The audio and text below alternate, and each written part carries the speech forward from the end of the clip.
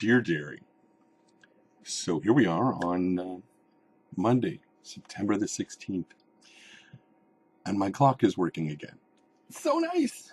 But it says 11:13, which is like a half an hour before what it said last night, which when I got up this morning, by the way, it still said 11:40 p.m. I had to reboot my computer for it to start doing right again. So, what happened today? I think I may actually have notes. But of course, I was messing with the other microphone. So, though that's one of the things. And it may be exactly what I'm about to look up in my notes. The other microphone cable came today. That's not the notes that I have here.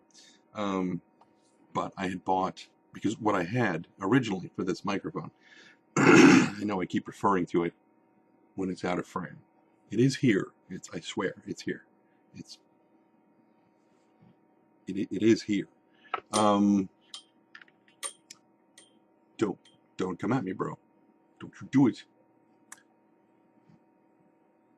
I have to be careful because I have my suit, like suit and tie, is hanging right here, and sometimes the hanger pushes against the back of there's a collapsible voice booth that goes around behind. It's kind of a clamshell thing around the back of the microphone. Someday I'll show you guys. Anyway, so it's kind of pushing against the back of it. Whenever I lean it back up again, the suit is pushing behind it. It almost knocks the stand over on top of me again. I might need to widen the stance on the bottom, or just turn one of the feet of the tripod towards me, and then it will fall in a different direction, and I will have to buy all new gear again. Anyway, so I bought, because there's an XLR cable that goes from here to a stereo, the big 1/4 inch. Is that right? 1/4 inch. The big, jacks like you would get on an electric guitar, and that goes to my preamp, which is right under the camera there. And unfortunately, that is a cable called a light snake, because it has little green LEDs at either end of the thing. And when I went to Guitar Center today, I was going to see if they just had, an XLR to USB or something else.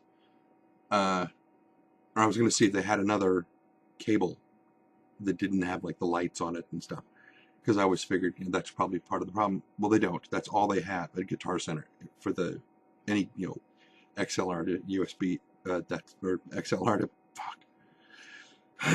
XLR to 1/4 inch. That's the only one they have, is a light snake. And the guy who was helping me was like, "Yeah, those things are absolute crap. Don't ever buy one." I'm like, "I already did." Okay, no problem. In doing a little bit more research, I discovered that one of the things that I need very badly, because I didn't realize that this is purely analog, and that there's too much conversion going on between here and my computer, and trying to go directly from the preamp into the computer is probably part of where my hum is coming from. A lot of the problems I'm having with the sound quality, because there isn't proper conversion from analog to digital going on. So today I thought maybe that's what I need to do. Maybe I need to get an XLR to USB and skip the preamp, maybe. And it was better. It was a lot better. It was clear. There was still a little bit of hum, but that might be the PC. But it was very, very quiet. And even when I had it turned all the way up and I had the microphone boost up, it was still pretty quiet. So the only way that I can overcome that is to take it into like Audacity and like use it, just do the compression thing and just push it as far as it'll go, which would work fine. But I can't do that with Windows Movie Maker. So my vlogs, I don't think I can do video in Audacity because it's audio only. All these problems. So I thought, okay, so obviously what I need is a preamp, which I have. But what it told me basically is that the problem is between the preamp and the computer. And so I ordered an interface, an audio interface that'll go between the preamp and the computer, that'll do the conversion that's necessary for the signal to clean up a lot more. So hopefully Hopefully that will work. I can get back on schedule. The other thing, oh, that was the thing that I had there. The other thing that yeah, okay. So I already mentioned all of that. Never mind. I was about to start backtracking and repeating myself again. Today I was watching a couple of episodes of a very cool show that is available on Netflix called Revolution. Basically, it's kind of it's like 15 years down the road from right now. So we'll call it modern day. Basically, everything's going along fine, perfectly fine. The guy who played Toan in Stargate SG-1.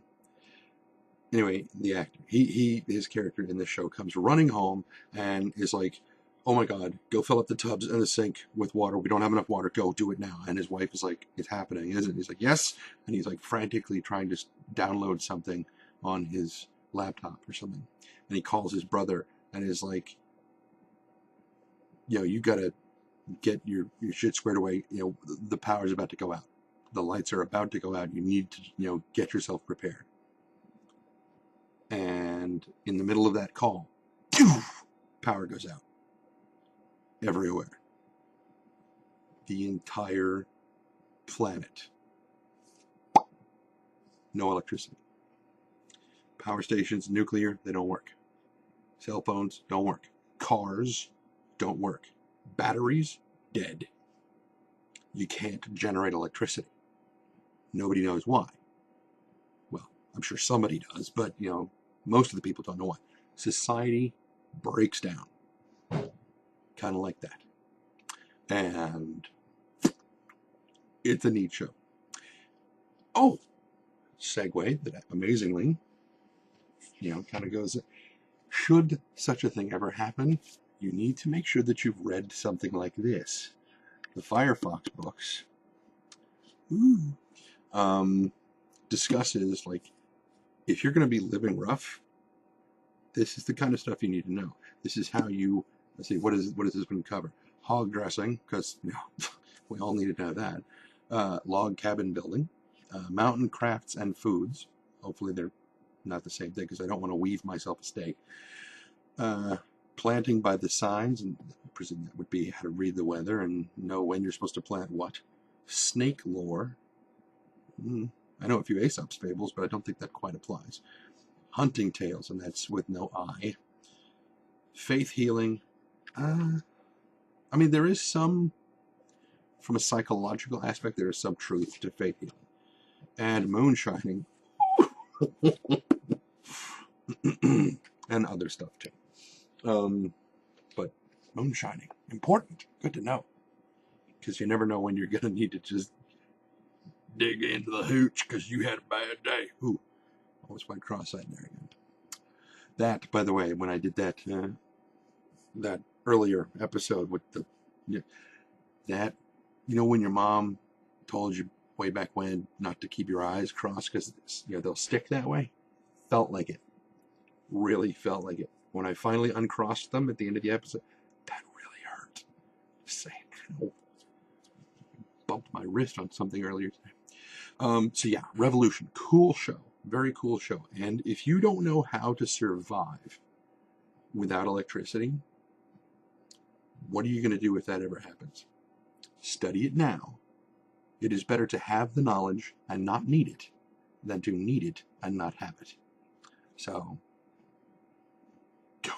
just pick up a book on, primitive first aid or how to cook.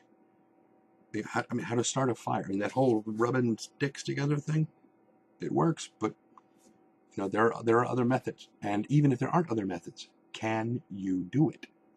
Do you know how to transport fire from one place to another? And I don't mean a torch. I mean carrying the embers with you. Keep them smoldering. Do you know how to do that? If all this shit were to break down tomorrow, would you be able to survive? And I mean without doing what basically is going on in Revolution, where you've got roving bandit troops that are just going through and just killing people and taking all their stuff. Could you survive? Ooh. It's really, really cool stuff in that show. I really encourage you to go and watch it. It's very neat. And think about it. Really think about it. All right, we are at about 10 and a quarter minutes. So I'm going to let you guys go. I actually didn't mean to talk about the show that much, or the Firefox books, or any kind of, study of bushcraft. But it's always been, and that's what it's called, by the way. Survivalism or bushcraft. Bushcraft is a slightly less, to say, like you're a survivalist. There sounds like there's an aggressive quality to it, but bushcraft sounds a little less extremist. So anyway, so definitely look that kind of stuff up. And if you get a chance to watch the movie Krull, that's Krull, there's a scene in there where actually Liam Neeson is in it. Mr. Qui-Gon, Ra's al Ghul, he's in there. It's, very, very young Liam Neeson. Anyway, there's a scene where they're all around this big campfire, and the magician guy, the sorcerer, is cooking. He did something where he took like a bunch of chicken and he packs it in clay and sticks it in the embers of the fire, and it cooks in there. And then there's a scene where he's pulling the stuff out, and then he just takes a stick and he breaks it open, and the chicken has cooked inside this clay. And since the clay has baked bisque, it just falls right off and it doesn't stick to the chicken. But when I did some research on it, the other thing that you're supposed to do is you're supposed to wrap leaves and stuff just to make sure that it doesn't stick to the chicken or whatnot. Wrap leaves around it, especially if you can find leaves that have a nice aromatic quality, because it'll impart that to the chicken. But if you do it with fish, don't wrap it. You just pack the fish in clay and you put that in there. And when you take the clay off, the scales come off with it. It just automatically, the scales just come right off. It's a beautiful thing. And then the guts stay in, cut the fish open. But, they basically boil down into this little ball of stuff. You just scoop it out, put it on a hook, catch another fish. Aha, it's brilliant. So go look up that stuff. Clay baking, I think it's called. And also look up how to make, you can find it on YouTube. There's lots of stuff. Go look up how to make a father and son bow. Very, very cool shit. Okay, now we're closing on the 13-minute mark. All right, go read it. It's actually really fascinating stuff, and it's a lot of fun to know how to do, especially if you like to go camping. It's nice to be able to make a bow and arrow, or a crossbow, or a catapult, or a trebuchet, or an alchemy lab, or an F-15, or a hummingbird, a blackbird. Sorry, SR-71. But just go whittle a piano, something. Until next time, be careless. Dear Derry. Oh, well, this probably shouldn't be here. Hi, microphone. You don't quite work right yet. Next week you'll probably work right, because then I'll have the interface that I need to go between my preamp and the computer. Apparently, the problem with the buzz is the fact that you're analog and that's digital. And so there's right. So I'll talk to you later. Okay?